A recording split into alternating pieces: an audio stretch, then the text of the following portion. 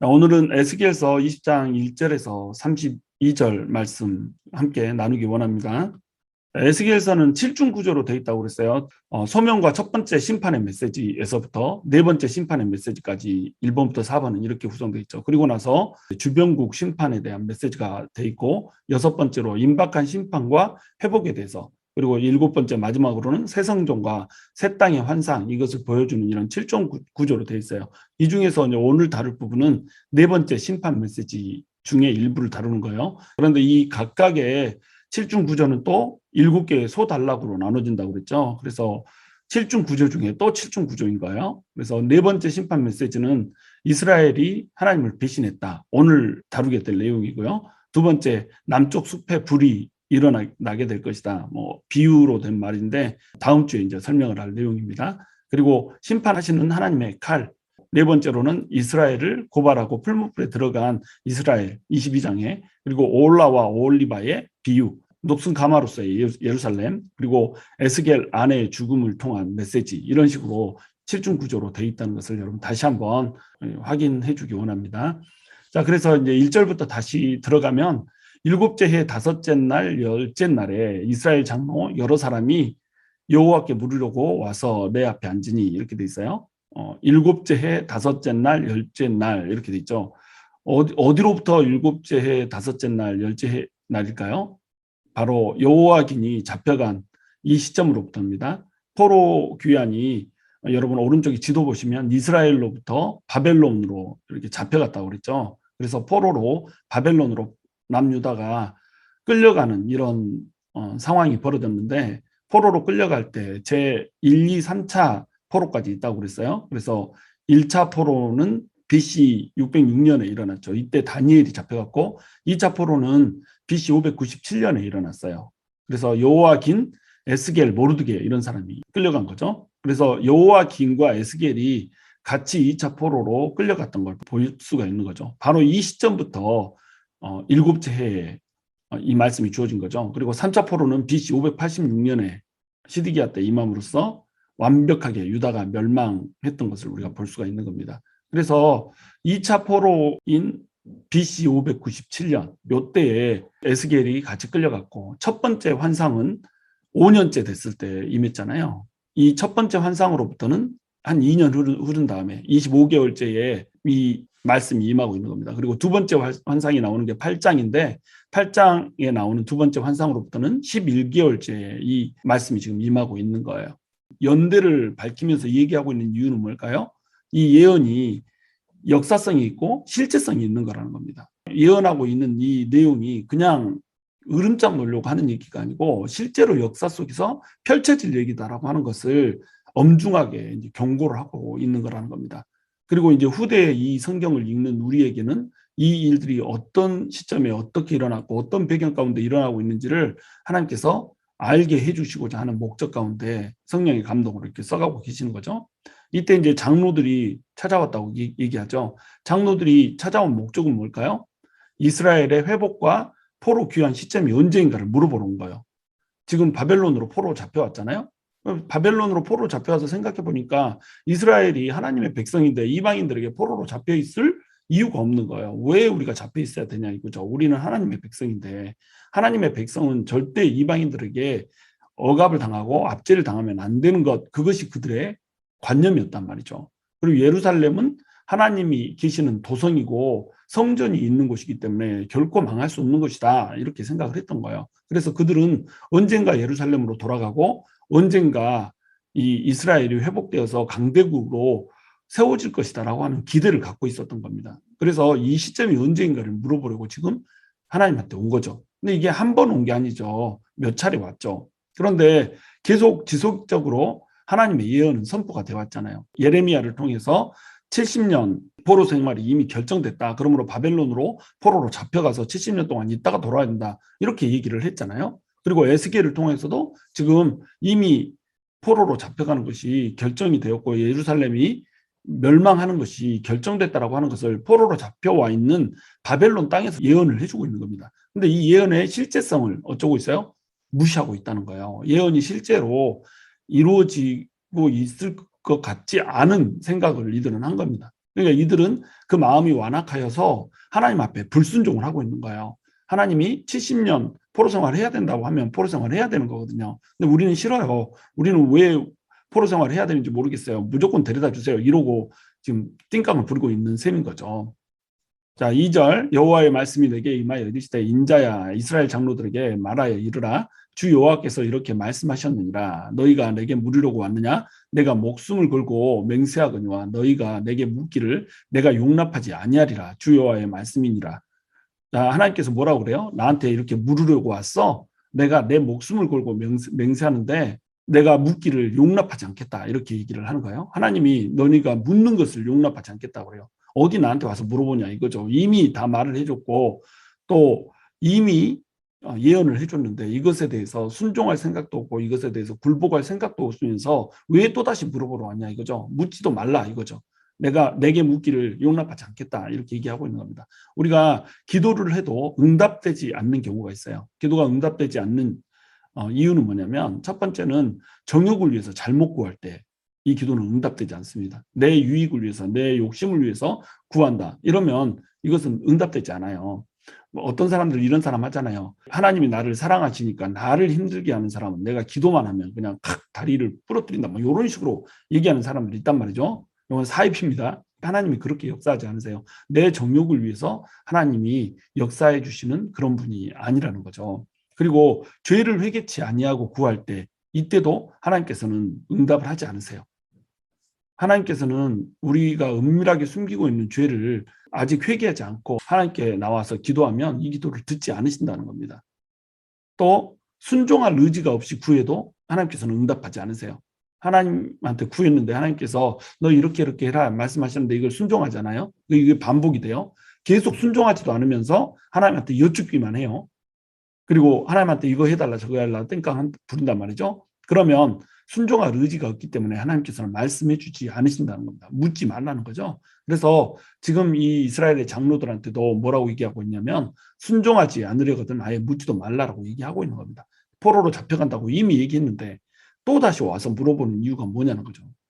계속해서 얘기를 했는데도 불구하고 왜 다시 물어보냐는 얘기죠. 이건 완악하게 불순종하기 때문에 와서 물어보는 거다. 하나님께서는 이렇게 판단을 하시는 겁니다.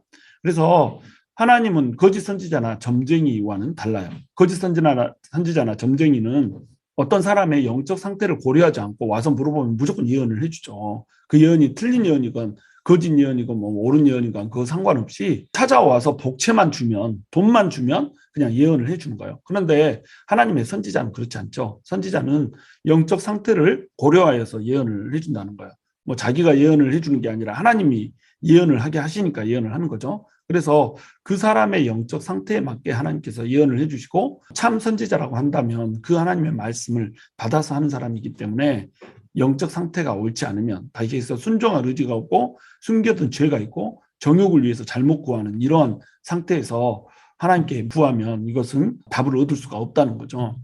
4절 인자야 내가 그들을 심판하려느냐 내가 그들을 심판하려느냐 너는 그들에게 그들의 조상들의 가정한 일을 알게 하여 이르라 주 여호와께서 이같이 말씀하셨느니라 옛날에 내가 이스라엘을 택하고 야곱 집의 후예를 향하여 내 손을 들어 맹세하고 애굽 땅에서 그들에게 나타나 맹세하여 이르기를 나는 여호와 너희 하나님이라 하였노라 그날에 내가 내 손을 들어 그들에게 맹세하기를 애굽 땅에서 인도하여 내어 그들을 위하여 찾아두었던 땅 곧 젖과 꿀이 흐르는 땅이요 모든 땅 중에 아름다운 곳에 이르게 하리라 하고 인자야 내가 그들을 심판하려느냐 이렇게 묻고 있습니다. 두 번이나 묻고 있죠. 이거는 에스겔 네가 이들을 심판하지 말아라 정죄하지 말아라 이런 의도로 써져 있다고 해석하는 사람이 있는데 사실은 문맥상 그렇게 해석하면 안 돼요.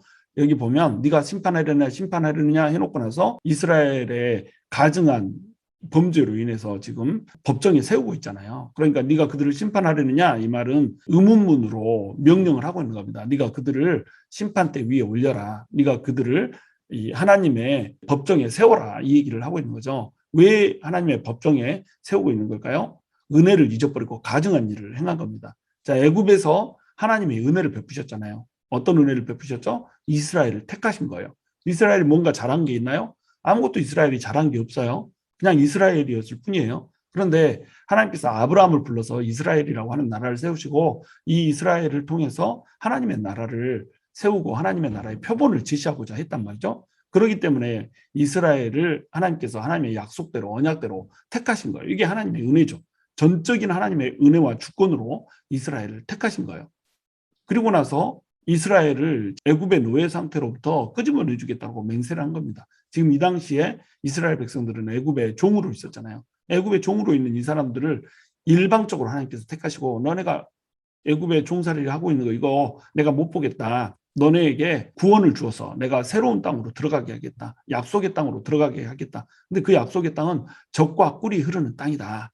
그리고 너희를 위해서 전적으로 선정된 땅이고 모든 땅 중에서 가장 아름다운 땅이다. 이곳으로 내가 인도해 줄게. 이렇게 하나님께서 말씀을 하셨던 거예요. 이스라엘 땅은 그 지형상 하나님을 만나기에 가장 좋은 땅이죠. 산지가 있고 평지가 있고 골짜기가 있고 해변가가 있고 이런 식으로 땅이 구분되어 있고, 강이 요단강밖에 없는데 요단강이 해발 200에서 400m 정도로 이렇게 낮은 거예요. 그러니까 여기에서 물을 끌어다 쓸 수도 없고, 하늘을 보면 하늘에서 하나님이 내려주시는 비가 없으면 농사를 지을 수 없는 이런 땅이죠. 그러니까 하나님만 바라볼 수 있는 이런 땅으로 하나님께서 인도를 하신 거예요. 하나님을 바라보면 이 땅이 풍년이 들고, 하나님을 바라보지 않으면 물을 끌어올 곳이 없기 때문에 흉년이 들 수밖에 없는 이런 땅.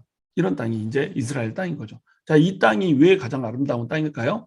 하나님만을 바라볼 때 잘 되는 땅이기 때문에 아름다운 땅인 겁니다. 하나님 없이도 잘 되는 땅이면 하나님을 잃어버리기 때문에 결국은 자기 스스로 살아가는 백성들이 돼버리는 거예요. 하나님이 그들의 아빠가 되어주지 못하는 땅인 거예요. 고아 같은 땅이 되는 거죠. 혼자서 씩씩하게 잘 자라는 고아 같은 땅, 이것이 축복받은 땅이 아니라는 겁니다. 하나님께서 아름답게 보시는 땅은 뭐냐면 하나님과 의지하고 하나님과 손잡고 하나님의 자녀로서 인정받으며 하나님의 사랑 안에서 거하는 이 땅이 아름다운 땅이라는 거예요. 그래서 이스라엘 땅이 이 세상에서 가장 아름다운 땅이다. 이렇게 하나님께서는 지금 말씀하고 계시는 겁니다. 하나님을 바라볼 때 이 땅이 가장 풍요로워질 수 있기 때문에. 그 땅이 이렇게 돌짝밭이 많잖아요. 근데 돌짝밭이 광물질 덩어리란 말이에요. 그래서 그냥 비가 오지 않으면 이 땅은 뿌리를 내리고 열매를 맺을 수 없는 이런 땅인데, 하나님의 이 이른 비와 늦은 비가 내리면 이 광물질이 녹아들어서 뿌리도 내리고 또 광물질이 녹아들었기 때문에 이 농사가 잘 돼가지고 엄청나게 큰 이런 열매들을 수확을 해낼 수 있는 이런 땅이기 때문에 이 땅이 바로 가장 아름다운 땅이다 이거예요. 하나님 볼 때 열매 맺을 수 있는 땅, 이 땅이 아름다운 땅이죠. 이게 우리도 마찬가지예요. 우리 성도들도 가장 아름다운 땅에서 살고 있는 겁니다. 성도들은 세상 사람들과 달라요. 세상 사람들은 자기 노력한 대로, 자기가 투자한 대로 뭐 이렇게 벌어먹고 떵떵거리고 부자로 잘 사는 사람들도 있어요. 오히려 크리스찬들보다 훨씬 잘 살죠. 그런데 하나님의 백성들은 하나님을 바라볼 때, 하나님께 의존할 때 진정한 행복과 충만과 풍요를 누릴 수가 있는 겁니다. 그렇기 때문에 가장 아름다운 땅이죠. 결국 우리가 이 세상이 끝나고 하나님 앞에 설 때 뭘로 우리 평가받나요? 하나님 앞에 어떻게 서 있었나로 평가를 받는다는 거예요. 그러니까 하나님의 백성들은 하나님을 바라보며 살아야 되는 겁니다. 그럴 때 하나님께서 풍요를 주시는 거죠. 그렇지 않으면 하나님께서 풍요가 아니라 흉년을 주시고 가뭄을 주시고 결핍을 주시는 거예요. 그러나 그것이 불행이 아니라 그것 때문에 우리는 복이라는 겁니다. 왜? 하나님의 영원한 나라에서 풍요롭게 살 수 있도록 하나님을 알게 하시는 것이기 때문에 그렇다는 거예요. 우리는 그 아름다운 땅에서 살아야 되는 겁니다. 7절, 또 그들에게 이르기를 너희는 눈을 끄는 바 가정한 것을 각기 버리고 애굽의 우상들로 말미암아 스스로 더럽히지 말라. 나는 여호와 너희 하나님이라 이니라 하였으나 그들이 내게 반역하여 내 말을 즐겨 듣지 아니하고 그들의 눈을 끄는 바 가증한 것을 각기 버리지 아니하며 애굽의 우상들을 떠나지 아니하므로 내가 말하기를 내가 애굽 땅에서 그들에게 나의 분노를 쏟으며 그들에게 진노를 이루리라 하였노라. 이렇게 얘기하고 있죠. 하나님의 백성들이 약속을 망각해 버렸어요. 하나님께서 내가 너네가 이 애굽의 노예 생활을 하고 있는데 이 생활을 청산하게 하고 하나님의 약속의 땅으로 보내줄게. 대신 나를 바라보면서 나랑 똑바로 이렇게 살자. 이렇게 하나님께서 말씀을 하신 거예요. 그런데 이들이 애굽 땅에서 살면서 애굽의 우상들을 버리지 않고 스스로 그 우상들로 말미암아서 자기를 더럽히면서 이렇게 살아간 겁니다. 애굽 땅에 있을 때 내가 곧 구원해 줄게. 너네 그 애굽의 우상들을 다 버려라. 애굽 사람들과 똑같이 우상 숭배하면 안 된다. 오직 하나님만이 너네 참 신이다. 이렇게 얘기를 해줬단 말이죠. 그러면 우상을 버렸어야 될 거 아니에요. 그런데 이 우상을 버리지 않은 겁니다. 여기서 이제 우상을 버리지 아니한 이 행위를 반역하였다라고 얘기해요. 반역하였다 이 말은 이 히브리어 원어로 얘기하면 야메루라는 말입니다. 야메루란 말은 마라에서 온 말이에요. 마라에서 야를 이렇게 빼면 어때요? 메루 이렇게 되죠. 그러니까 모음들은 자유롭게 바뀌면서 이 형태가 다른 뜻을 내게 해요. 어떤 명사도 되고 또 형용사도 되고 부사도 되고 막 이런 식으로 이제 바뀌거든요. 근데 야메루는 마라에서 왔다. 마라는 여러분 잘 알듯이 어떤 뜻이에요? 쓰다 이런 뜻이잖아요. 마라의 쓴물 여러분 잘 아시죠? 마라는 쓰다는 뜻이에요. 그러니까 하나님을 반역하는 행위는 쓴 행위라는 겁니다. 하나님 앞에 쓴물을 내는 행위라는 거예요. 우리가 하나님 앞에 물을 내는 샘물이잖아요. 우리는 어떤 물을 내야 될까요? 하나님을 찬양하고 하나님을 경배하는 단물을 내야 된다는 거죠. 근데 우리가 이 단물이 아니라 쓴물을 하나님께 내고 있다는 거예요. 쓴물을 내는 것, 이 행위가 뭐냐면 바로 반역이라는 겁니다. 그러면 하나님이 이 반역의 물을 마시면 어떻게 했어요? 너무 쓰겠죠. 그러니까 혹 뱉어버린다는 거죠. 그러니까 우리가 마라라고 하는 쓴물이라고 한다면 이게 야메루가 돼서 반역이 돼서 하나님의 입에는 쓰기 때문에 우리를 뱉어버릴 수밖에 없다는 거예요. 하나님께서 우리를 마시고 하나님 안에 우리가 거해야 되는 거잖아요. 근데 그렇게 하지 못하니까 하나님 우리를 뱉어버린다는 거죠. 그러니까 라오디게아 교회 성도들한테도 이런 비슷한 말씀을 주시는 차거나 뜨겁거나 하라고 차지도 않고 뜨겁지도 않고 이렇게 하니까 이것을 마시면 내가 토해낼 거 아노라. 하나님께서 이렇게 말씀하시잖아요. 하나님이 마시기에 이런 단맛을 내는 이런 물이 우리가 돼야 된다는 거죠. 근데 우리가 쓴맛이 되어가지고 하나님 앞에 야메루로 서 있단 말이에요. 그러니까 하나님께서는 우리를 뱉어낼 수밖에 없다는 겁니다. 여기서 이제 눈을 끄는 바 가증한 것 이렇게 돼 있죠. 눈을 끄는 바 가증한 것, 이 말은 무슨 말이냐면 하나님은 눈에 보이지 않아요. 하나님이 눈에 보이지 않기 때문에 하나님만이 참신인데 하나님을 섬기는 것을 경홀히 여겨버린다는 겁니다. 근데 이 형상들이 있는 건 어때요? 눈을 끈단 말이에요. 우리 눈에 보이죠. 첫 번째로는. 이러니까 눈길을 끌죠. 두 번째는 눈길을 끈다, 눈을 끈다 이 말은 뭐냐면 이게 썩 괜찮아 보인다는 뜻이에요. 그럴싸해 보인다는 거죠. 그럴싸해 보이는 이유는 뭘까요? 자, 이들은 애굽에서 섬겼던 신들을 봐보세요. 파리를 섬겼어요. 파리를 신으로 섬기는 게 여러분 이해가 되시지 않잖아요. 근데 파리가 너무 빠르잖아요. 윙윙윙 여기에서 날아다니는 느려 터진 파리 말고 그쪽 지방에 사는 파리는 째째파리라고 그래가지고 막 빠르거든요. 그리고 쏘면 따끔따끔 아파요. 그러니까 마구 빨리 날아다니면서 따끔따끔 쏘는 이 파리는 전쟁의 신으로 이제 생각이 된 거예요. 그래서 전쟁의 신으로 섬기고 이랬다니까요. 개구리를 또 섬기잖아요. 여러분 개구리를 왜 섬겼을까요? 개구리가 알을 낳으면 한 번에 막 10,000마리 이런 식으로 알을 까는 거예요. 그러니까 얼마나 풍요로워요. 개구리는 풍요의 신인 거예요. 개구리를 섬기고 나면 이 개구리의 신이 우리에게 풍요를 준다 이렇게 생각을 했다는 거죠. 자, 인간에게 있어서 풍요만큼 번영만큼 눈을 끄는 게 있나요? 인간은 욕심이 속에 가득 차 있기 때문에 풍요를 주겠다 하면 눈이 뒤집어지는 겁니다. 그러니까 이 가증한 것들이 눈을 끈다는 거예요. 근데 왜 가증한 것일까요? 하나님의 영광을 썩어질 금수와 버러지의 형상으로 바꿔버리기 때문에 가증한 거라는 겁니다. 하나님의 영광은 썩지 않을 영광이잖아요. 그런데 개구리, 파리 이딴 것들로 하나님의 영광을 바꿔버린 거예요. 심지어는 이도 섬기고 뭐 이렇게 하잖아요. 먼지를 뿌렸더니 티끌이 이가 되어서 사람들에게 붙었다. 이가 이 섬김의 대상이 된 이유가 뭔가요?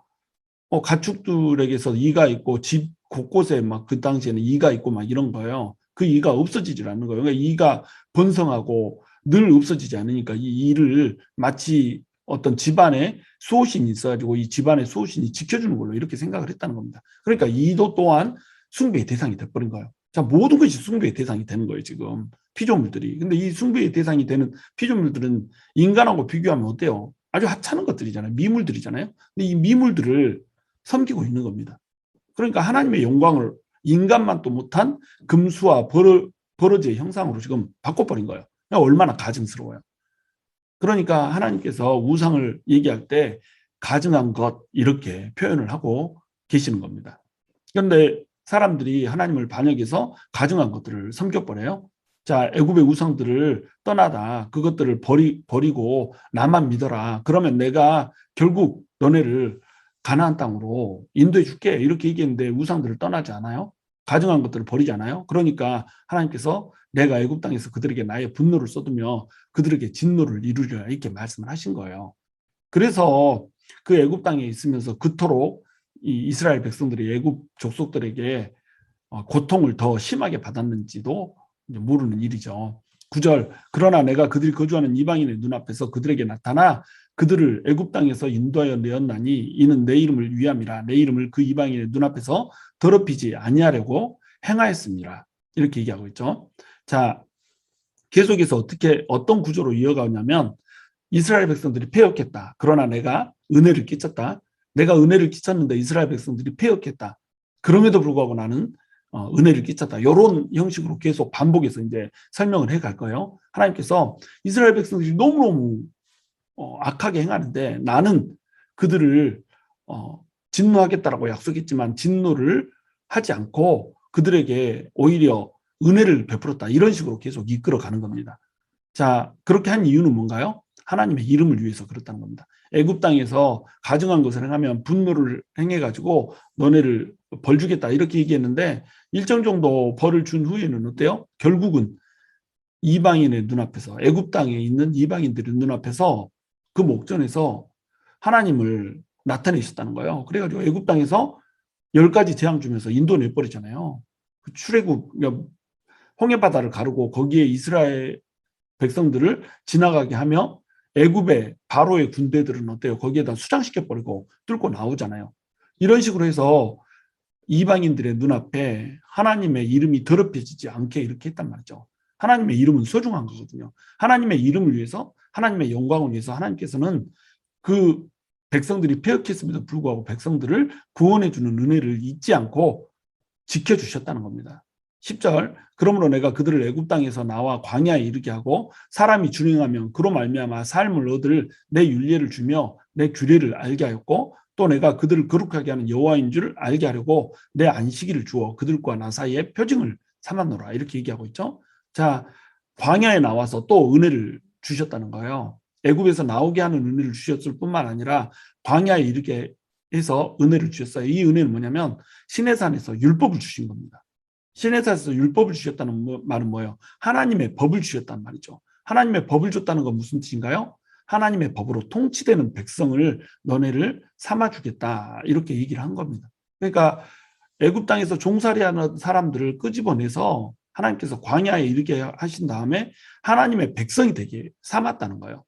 공식적으로 하나님의 백성으로 삼고 하나님의 나라를 여기서 출범을 한다는 겁니다. 그러면서 이들에게 안식일의 규정을 준 거예요. 안식일을 지켜라. 이 안식일이 맨 처음에는 하나님께서 6일 동안 창조하시고 제7일째에 안식하셨으니까 안식일을 주신 것도 되지만 나중에 이 안식일의 개념이 바뀐다고 그랬죠. 출애굽한 날짜가 토요일이니까 이때를 안식일로 주었다는 거예요. 그래서 창조하고 나서 쉰 날의 개념에서 이제는 이스라엘 백성들을 구원한 날로 안식일의 개념이 바뀌는 겁니다. 자, 이 안식일을 너네가 거룩하게 지켜라 이렇게 명령을 하신 거예요. 안식일을 거룩하게 지켜라 이 명령을 하신 이유는 뭔가요? 너네는 애굽 땅에서 하나님의 나라를 세우려고 불러낸 나의 백성이다. 이렇게 말씀해 주시는 거예요. 안식일이라고 하는 이 규정은 멍에를 씌우기 위해서 주어진 규정이 아니고 하나님의 백성이라고 하는 표징을 주는 겁니다.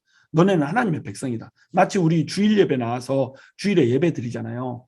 우리는 주일 예배를 거룩하게 드려야 되거든요. 하나님께서 부활하시고 우리에게 진정한 안식을 주신 이 날, 이 주일을 거룩하게 드려야 한단 말이죠. 근데 이 주일을 가볍게 여기고 이 주일을 지키지 않는 사람들이 있죠. 이건 뭐예요? 하나님과 우리 사이에 주어진 표징을 멸시해버리는 행위라는 겁니다. 하나님의 백성은 안식일을 지키는 그 행위로 말미암아서 내가 하나님의 백성이라고 하는 것을 증명하는 거예요. 우리 역시 마찬가지예요. 주일 예배 그냥 한 번 나와서 예배 드리는 것처럼 이렇게 보이지만 주일 예배를 나와서 주일 예배 드리는 이것으로 내가 하나님과 우리 사이에 백성과 왕이라고 하는 관계가 성립되어 있다라고 하는 그 표징을 삼는 겁니다. 그러니까 주일 예배를 절대 빼먹으면 안 되는 거죠. 이 주일 예배를 드리고 나면 이 주일은 어떻게 해요? 나머지 6일이 마치 하나님의 날인 것처럼 이렇게 살아내라는 거예요. 안식일을 지켜서 안식일 규정을 지킨다. 그러면 나머지 안식일이 아닌 날들을 어떻게 살아요? 하나님의 날인 것처럼 이렇게 살아갈 수 있다라고 하는 겁니다. 그러니까 율법을 주고 이 규례를 주고 이렇게 했죠. 안식일 동안 하나님을 기억하고 나머지 일주일을 살 동안 6일 동안을 살 동안 내 율례대로 내 규례대로 살라. 이렇게 하나님께서 율례와 규례를 주시고 안식일도 주셨다는 거예요. 이것을 준행하면 그로 말미암아서 삶을 얻을 수 있게 되는 겁니다. 삶을 주는 것이 바로 율법이라고 하는 거죠.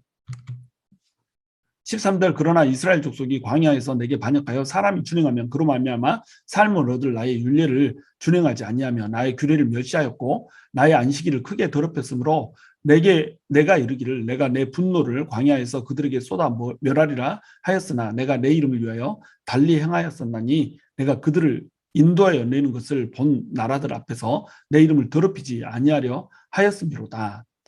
광야에 데리고 나왔어요. 율법도 줬어요. 율례도 줬어요. 안식일도 줬어요. 그런데 이스라엘 백성들이 어떻게 했어요? 광야에서 반역해버린 겁니다. 또 쓴물을 낸 거예요. 율례를 준행하지 않고 규례들 멸시하고 또 안식일을 크게 더럽혔어요. 예를 들면 이런 겁니다. 황금 송아지를 세워놓고 이게 애굽에서 너네를 인도한 하나님이다. 이렇게 불러버린 거예요.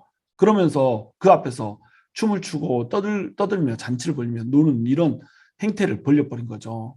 이건 폐역한 거죠. 또 안식일에 일하지 말라고 했는데 안식일에 나무를 하면서 하나님의 명령을 우습게 여겨버려요.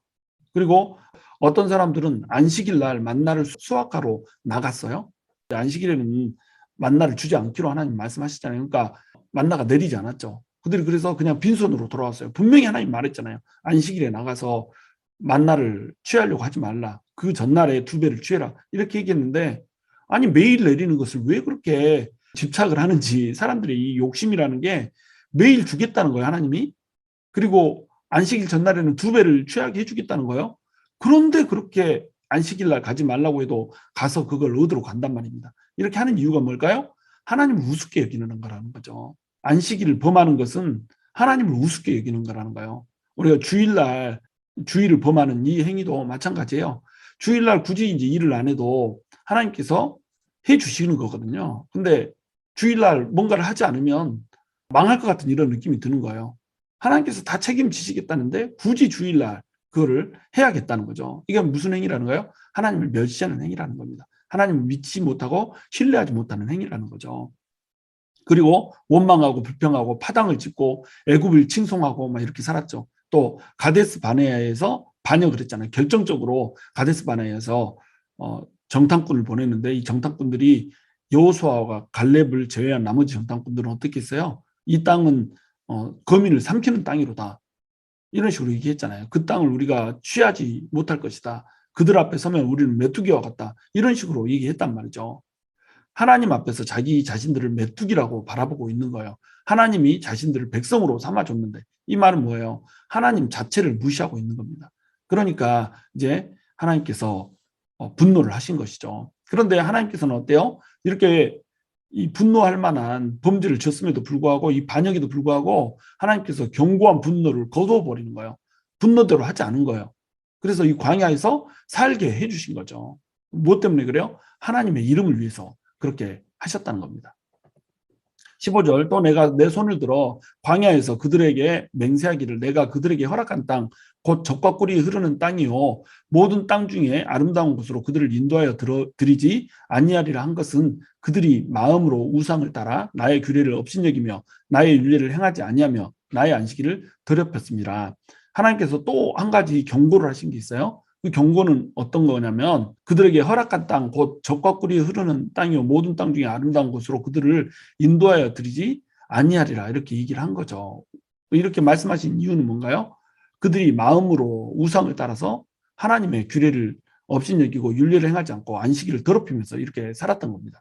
가나안 땅으로 들어가지 못하는 이유에 대해서 모세는 뭐라고 얘기했냐면 하나님의 약속에 대한 불신과 원망과 불평 때문이라고 얘기해요. 민수기 14장 20절에서 38절에서 이렇게 얘기했죠. 근데 여기에다가 에스겔은 뭘 추가하고 있어요? 우상 숭배와 불법이라고 하는 것을 추가해서 설명하고 있는 겁니다. 너네가 왜 가나안 땅, 약속의 땅으로 들어가지 못하는지, 너네가 왜 자유인으로 살지 못하는지, 너네가 왜 광야에서 죽어가야 되는지, 이것에 대해서 얘기를 하는 거죠. 이것이 뭐예요? 불신과 원망과 불평 더하기 우상숭배와 불법 때문이라고 하는 거죠.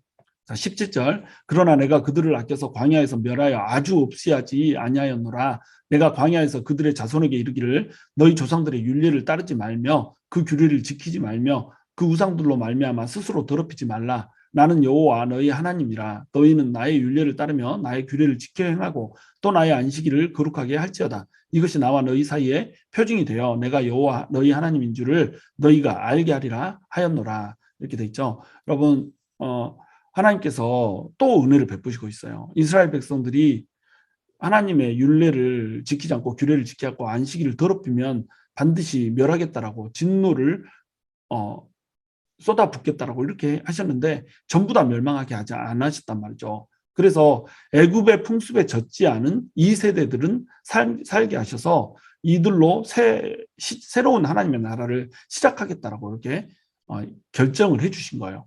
자, 40년 동안 광야를 도는 이유가 뭐였죠? 이스라엘 백성들은 애굽에서 400년 동안을 모으면서 애굽의 풍습과 애굽의 우상 숭배 문화를 그대로 따라서 배우고 있는 겁니다.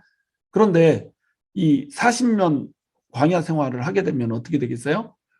20살 당시에 20살 이상이었던 사람들은 그 세대들은 40년 광야 생활하면서 전부 죽어서 없어지게 되는 거예요.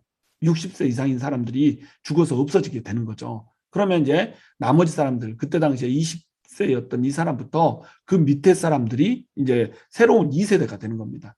그래서 이 사람들로 이제 하나님의 나라를 시작하겠다는 거예요. 이 사람들은 어떤 사람들인가요? 애굽의 풍습에 인이 바뀌지 않은 사람이에요. 그러면서 동시에 애굽에서 범죄를 하고 죄를 행했기 때문에 또 광야에서 죄를 범하고 또 우상 숭배를 하였기 때문에 멸망하는 이 과정들을 어떻게 했다는 거예요. 다 봤다는 거죠. 그러니까 이것을 죽음을 통해서 뼛속 깊이 배운 사람들이라는 겁니다. 그러니까 이 사람들에게 40년 후에 새로운 하나님의 나라를 시작할 수 있게 이 사람들을 가나안 땅으로 들어가게 이렇게 만들어 주셨단 말이에요. 이게 하나님 베푸신 은혜거든요. 이스라엘을 전적으로 멸하지 아니하시고 남은 사람들을 남겨두셔서 이 사람들로 하나님의 나라를 새로 시작하게 이렇게 했단 말이에요. 그래서 이 사람들에게도 또 명령했어요. 너네는 율례와 규례와 안식일을 지켜라. 이 안식일이 하나님과 너희 사이에 표징이 될 것이다. 이렇게 말씀을 해주신 거죠. 21절. 그러나 그들의 자손이 내게 반역하여 사람이 지켜 행하면 그로 말미암아 삶을 얻을 나의 율례를 따르지 아니하며 나의 규례를 지켜 행하지 아니하고 나의 안식일을 더럽힌지라. 이에 내가 이르기를 내가 광야에서 그들에게 내 분노를 쏟으며 그들에게 내 진노를 이루리라 했으나 내가 내 이름을 위하여 내 손을 막아 달리 행하였나니 내가 그들을 인도하여 내는 것을 본 여러 나라 앞에서 내 이름을 더럽히지 아니하려 하였음이로다. 이렇게 돼 있죠. 또 똑같은 말씀을 하고 계세요. 광야에서 폐역하게 이들이 살았던 겁니다. 율법을 지키지 않고 안식일을 더럽히면서 이렇게 살았다는 거예요. 그런데 하나님은 어떻게 했다는 거예요? 진노를 이루리라 이렇게 약속을 하고 분노를 쏟으리라 이렇게 약속했는데 하나님의 손을 직접 붙들으셨다는 거예요. 내 이름을 위하여 내 손을 막아. 하나님이 오른손으로 딱 치려고 하는데 왼손으로 딱 오른손을 막은 겁니다. 자기가 치려고 하는데 자기가 방어를 하고 계시는 하나님, 이게 상상이 되세요?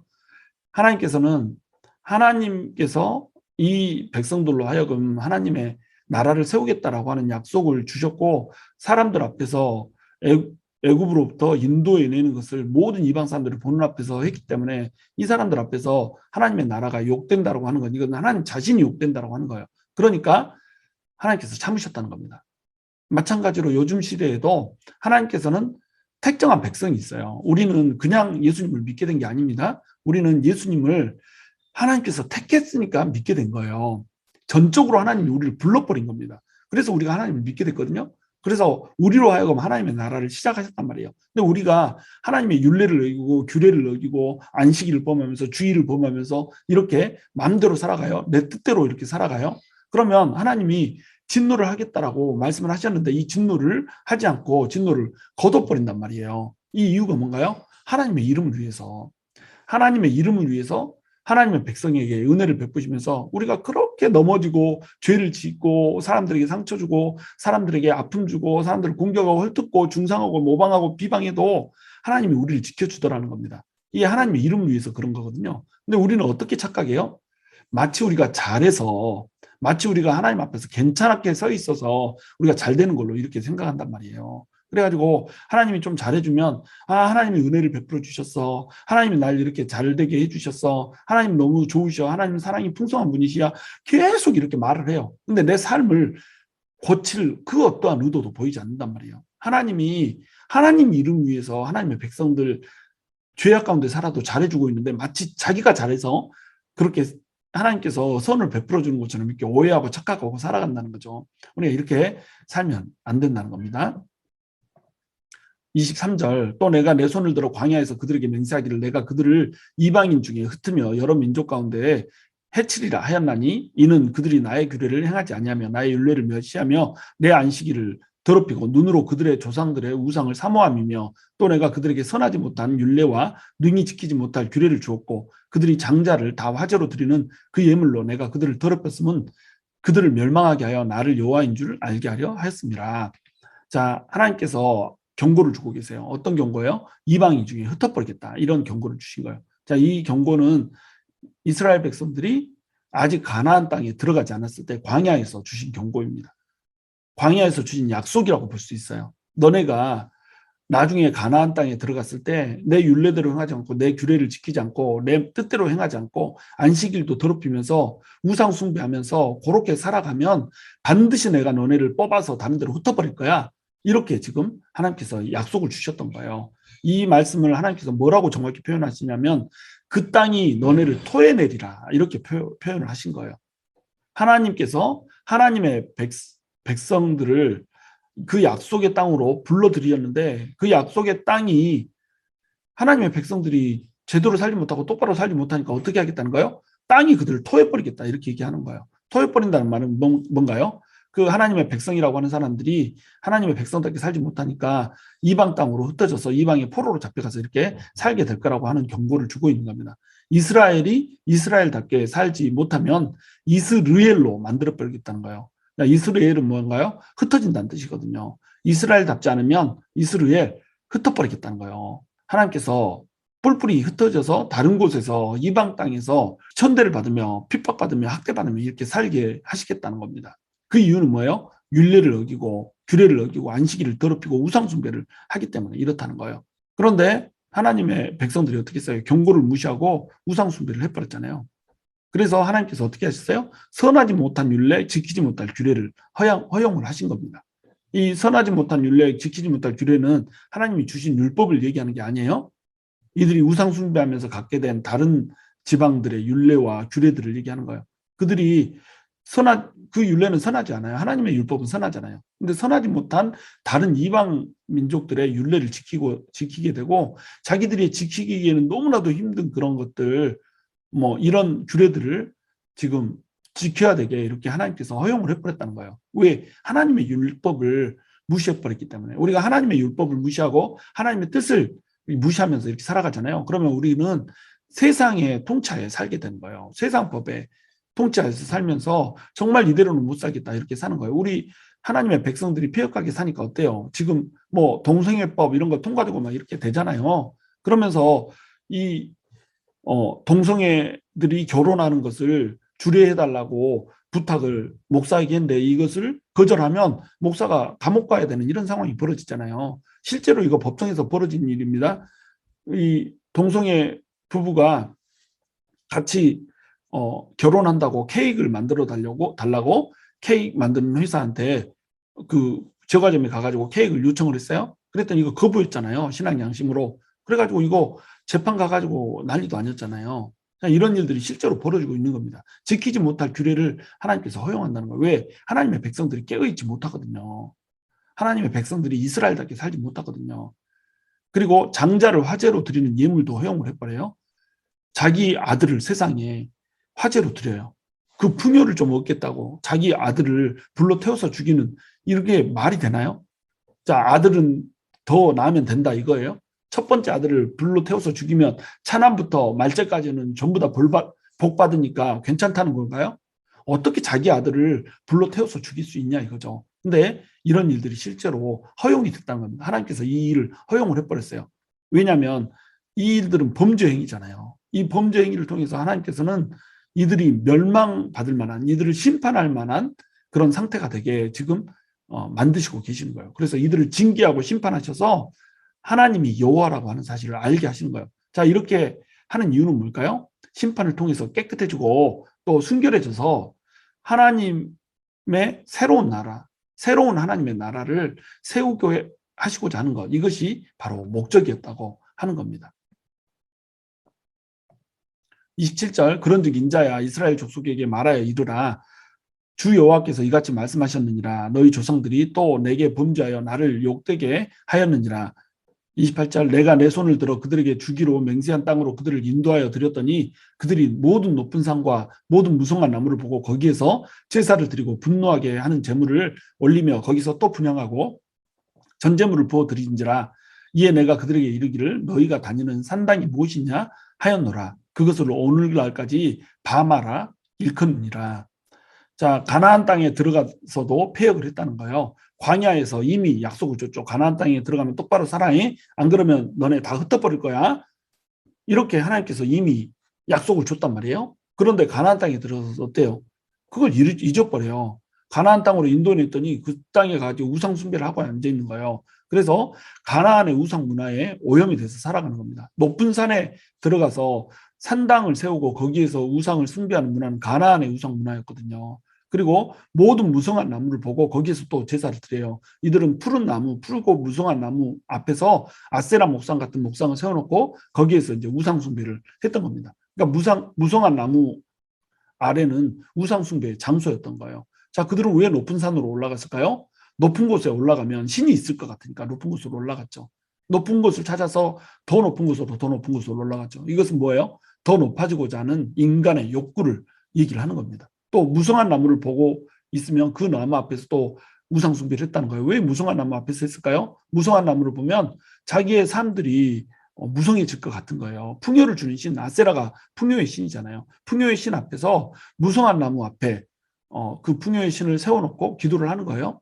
예배를 드리는 거예요. 제사를 드리는 거예요. 그러면 그 무성한 나무처럼 자기들을 채워줄 것이라고 생각을 하는 거죠. 무성하고자 하는 그 탐욕 때문에, 높아지고자 하는 그 교만 때문에 그들은 높은 산을 찾고 무성한 나무를 찾아서 제사를 드렸던 겁니다. 그런데 그들을 높아지게 하고 그들을 무성하게 하는 분은 누구세요? 하나님이에요. 그런데 하나님을 잊어버리고 다른 곳을 찾아서 가는 거예요. 요즘 크리스찬들하고 똑같잖아요. 크리스찬들도 어때요? 점점 높아지고 싶어요. 점점 더 많은 돈을 벌고 싶어요. 점점 더 무성하고 풍성해지고 싶어요. 그러니까 뭘 찾아가요? 더 높아질 곳을 찾아서 더 높아지고자 더 많은 시간을 들이고 하나님도 잊어버린 채 그렇게 삶을 살아간다는 거예요. 더 무성한 나무를 얻고자, 더 풍성해지고자 더 많은 시간을 세상에 투자하고 하나님을 섬기는 데는 이 시간을 투자하지 않는다는 거예요. 자, 이렇게 살면 어떻게 된다는 거예요? 그들이 멸망한다는 겁니다. 하나님의 백성들, 지금 현대를 살아가는 크리스찬들도 바로 이 원리로 지금 우상을 숭배하고 있는 거예요. 더 우상만 만들지 않았지 똑같은 우상이에요. 더 높은 곳 올라가고 더 무성한 나무가 되기 위해서 우리 계속 하나님 버리고 하나님에게 드려줘야 될 시간을 세상을 향해서 드리는 시간으로 이렇게 얘기하잖아요. 그래서 많은 사람들이 헌신하는 것이 별것이 아닌 것처럼 이렇게 얘기해요. 헌신하고 수고하지 않아도 하나님은 날 사랑하죠. 하나님 사랑하시죠. 하나님 악인도 사랑하시는 분이신데 아무리 죄를 많이 지어도 그 죄를 지는 사람이 돌이키기를 바라면서 사랑하시는 분인데 당연히 사랑하시죠. 그런데요, 헌신하지 않는 사람, 하나님을 위해서 자기의 시간을 들이지 않는 사람, 이 사람은 하나님을 사랑하지 않는 사람이에요. 하나님을 사랑하면 높은 산에 오르지 않습니다. 하나님을 사랑하면 무성한 나무를 쳐다보지 않아요. 하나님 사랑하면 하나님만 보는 거예요. 그래서 높은 산에 올라가려고 무성한 나무가 되려고 내가 높아지려고 내가 번영하려고 열심히 일하고 열심히 자기 시간을 들이고 이렇게 하는 것에 내 인생을 바치는 것이 아니라 하나님을 위해서, 하나님의 교회를 위해서, 하나님의 성도를 위해서 헌신하고 봉사하는 데 시간을 바친단 말이에요. 이게 하나님을 사랑하는 사람이거든요. 하나님은 다 사랑해요. 근데 사랑받는 하나님의 사람들이 다 하나님을 사랑하는 건 아니에요. 하나님을 사랑하는 사람은 헌신을 할 수밖에 없는 겁니다. 헌신 안 하는 사람은 하나님을 사랑하지 않는 사람이에요. 모든 헌신하는 사람이 하나님을 사랑하는 건 아니에요. 그러나 헌신하지 않는 사람은 하나님 사랑하지 않는 사람인 겁니다. 하나님 사랑하면 헌신하게 돼 있어요. 그래서 성경에서는 사랑의 수고와 이렇게 표현하는 겁니다. 사랑하면 무조건 수고하게 돼 있는 거예요. 내가 사랑한다 사랑한다 입으로 말하면서 한 사람을 대할 때도 그 사람에 대한 수고가 없잖아요. 사랑 안 하는 겁니다. 입술로 사랑하는 거죠. 하나님께서 자신을 사랑하지 않는 사람을 어떻게 하세요? 종국에 하나님께서는 사랑받기 원하세요. 우리로부터. 그것이 우리를 창조한 목적이고 끝까지 사랑하시지만 종국에는 하나님을 사랑하지 않는 사람은 풀무불에 들어갈 수밖에 없다는 거예요. 그것이 하나님의 법칙입니다. 자, 29절에 이에 내가 그들에게 이르기를 너희가 다니는 산당이 무엇이냐 하였노라 이렇게 해놓고 괄호 속에 그것을 오늘날까지 바마라 일컫느니라 이렇게 얘기하고 있죠. 왜 그러냐면 바마라고 하는 말의 뜻은 산당이란 뜻이에요. 그들은 산당을 바마라고 불렀어요. 근데 바마를 이렇게 언어를 분해해 보면 바는 다닌다는 뜻이에요. 마는 무엇이냐 이런 뜻이에요. 그러니까 바, 마 이렇게 두 개를 합쳐놓으면 어떤 뜻이겠어요? 너네가 다니는 곳이 뭐냐? 너네가 다니는 그곳이 뭐냐? 이런 질문이 되는 거예요. 바마 합쳐졌기 때문에 그들은 뭐라고 대답해요? 바마 이렇게 대답한단 말이죠. 그럼 하나님은 너네는 지금 어디를 다니고 있냐 이렇게 물어봤는데 사람들은 뭐라고 대답을 해요? 바마 산당에 다녀요 이렇게 대답을 한 겁니다. 하나님 앞에서. 자, 하나님 앞에서 우리가 다녀야 될 곳은 어디예요? 하나님의 전이죠. 하나님 앞으로 가야 되죠. 근데 우리는 어디를 향해서 가요? 바마를 향해서 간다는 거예요. 하나님이 너 어디로 가고 있냐 묻는 그곳으로 가는 거예요. 바마는 뭐예요? 세상인 거예요. 세상. 세상을 향해서 달리고 있다는 건데 세상을 향해서 치닫고 있다는 거예요. 그때 하나님께서 물어보세요. 너 어디를 향해서 다니고 있냐? 무엇을 향해서 다니냐? 이렇게 물어보는데 우리 뭐라고 대답해요? 바마 이렇게 대답을 한다는 겁니다. 자, 하나님께서 우리에게 오늘날 동일하게 물으세요. 자, 네가 지금 가고 있는 곳이 어디야? 무엇을 위해서 그렇게 열심히 살아? 우리 뭐라고 대답해요? 하나님 앞에서 세상 이렇게 대답한다는 겁니다. 나의 높은 곳, 나의 무성한 나무 그것을 위해서 난 달리고 있어요. 이렇게 대답한다는 거예요. 그러면서도 나는 하나님의 사랑을 받기 위해 태어난 사람, 오늘 또 그 사랑 받고 있지요. 이러고 노래 부르고 있다는 거예요. 얼마나 우스운 거예요. 그 사랑 오늘은 받고 있지만 내일을 받을 수 있을까요? 하나님께서는 결국 정산하는 날이 올 것입니다. 30절 그러므로 너는 이스라엘 족속에게 이르라 주 여호와께서 이같이 말씀하셨느니라 너희가 조상들의 풍속을 따라 너희 자신을 더럽히며 그 모든 가증한 것을 따라 행함하느냐 너희가 또 너희 아들을 화제로 삼아 불 가운데로 지나게 하며 오늘까지 너희 자신을 우상들로 말미암아 더럽히느냐 이스라엘 족속아 너희가 내게 묻기를 내가 용납하겠느냐 주 여호와의 말씀이니라 내가 나의 삶을 두고 맹세하노니 너희가 내게 묻기를 내가 용납하지 아니하리라. 하나님 앞에 물으러 왔는데 용납하지 않는 이유. 자, 1절로 다시 들어가죠. 물으러 왔는데 용납하지 않는 이유, 묻기를 용납하지 않는 이유, 기도에 응답하지 않겠다라고 한 이유, 그 이유에 대해서 얘기하고 있어요. 이게 뭐예요? 우상 숭배예요. 그리고 자기들 멋대로 세상 풍속에 따라 사는 거예요. 우리가 하나님 앞에서 기도하잖아요. 주여 부르짖고 기도하고 그러는데 우리의 삶은 어때요? 세상에 나가서 세상 사람들의 풍속을 쫓아서 그대로 살아요. 세상 사람들이 우상으로 삼고 있는 그것들을 그대로 우상으로 삼고 돈 좋다고 명예 좋다고 힘 좋다고 그렇게 쫓아서 살아요. 그렇게 살면서 하나님 앞에 나가서는 뭐라고 얘기해요? 주님 돈 주시옵소서, 주님 힘 주시옵소서, 주님 권력 주시옵소서 이러고 살아요. 하나님 앞에 나와 있는데 그 나와서 하는 기도조차도 뭐예요? 우상 숭배예요. 그러니까 하나님이 나한테 와서 뭘 물어보냐? 나 쳐다보지 않고 우상 쳐다보면서 나한테 와서 뭘 물어보냐? 내가 내 삶을 두고 맹세하노니 내가 너희가 나한테 묻는 것을 허락하지 않겠다. 용납하지 않겠다. 이렇게 말씀하시는 거예요. 자, 우리는 하나님께서 우리가 하나님에게 묻는 것을 용납하실까요? 우리는 세상에서 똑바로 살고 있는 존재고 세상에서 정말 하나님만을 사랑하면서 살아가는 존재일까요? 그런 존재가 돼야 된다는 겁니다. 32절 너희가 스스로 이르기를 우리가 이방인 곧 여러 나라 족속같이 되어서 목석을 경배하리라 하거니와 너희 마음에 푼 것을 결코 이루지 못하리라. 자, 이스라엘 백성들이 스스로 마음속에 우리도 이방인들하고 똑같이 그렇게 나무로 된 거, 돌로 된 거, 이 우상들을 경배하면서 이렇게 그들처럼 살아야지. 그들이 우리보다 더 강하잖아. 바벨론이, 아수르가, 애굽이 우리보다 강하잖아. 우리도 목석 경배하면 그렇게 살 수 있을 거야. 우리도 그렇게 살래. 우리 크리스찬들로 얘기하면 어때요? 세상에 나가서 이 불교 신자들, 무신론자들 살면서 막 기업 이루고 삼성, 현대, 뭐 대기업들을 이루면서 이렇게 떵떵거리고 사는데 그 사람들이 하나님을 믿어서 그렇게 됐냐? 세상의 높은 것들을 얻기 위해서 달려서 그렇게 된 거 아니냐? 하늘은 스스로 돕는 자를 돕는다. 우리 열심히 일하고 노력해가지고 또 열심히 속이고 짓밟고 올라가서 높은 곳에 오르자.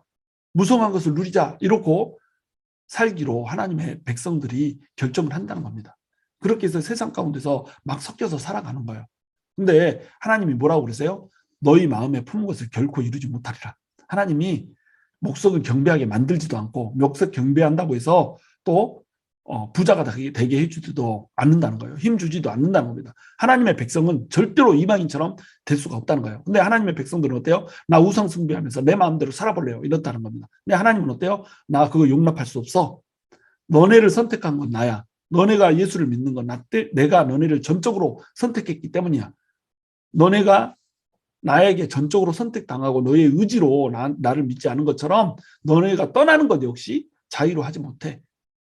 너네는 내가 끝까지 붙을 거야. 이게 이제 성도의 견인이라는 겁니다. 신학적인 용어로 성도의 견인이라는 거예요. 하나님께서 한번 그 백성으로 삼고 그 백성들 안에 성령님을 내주하게 하셨으면 하나님께서는 이 성령님으로 말미암아서 우리를 끝까지 견인해 가시는 거예요. 하나님의 백성이 하나님의 백성답게 만들어질 때까지 견인해 가신다는 거예요. 그러니까 때로는 실패하고 때로는 하나님께 징계를 받기도 하고 때로는 무너지기도 하고 좌절되기도 하면서 하나님 왜 이런 일이 벌어졌을까요? 하나님을 원망하기도 하고 하나님 앞에 투정 부리기도 하고 이러면서 어떻게 한다는 거예요? 하나님 앞에 하나씩 둘씩 자아의 껍질이 벗겨지고 자아가 부서지면서 하나님을 찾아 나아가게 된다는 겁니다. 하나님께서 이렇게 하시겠다는 거예요. 하나님께서는 하나님의 백성들, 하나님의 성도를 끝까지 견인해 가십니다. 하나님께서는 하나님의 백성들을 반드시 하나님의 백성답게 만드시는 거예요. 자, 하나님의 백성이 하나님의 백성답게 만들어지려면 어떻게 해야 될까요? 하나님 앞에서 깨어지기 전에 먼저 순종하면 되는 겁니다. 결론은 뭐예요? 자아가 깨져야 된다는 겁니다. 내 욕심도 깨져야 돼요. 내 정욕도 깨져야 돼요.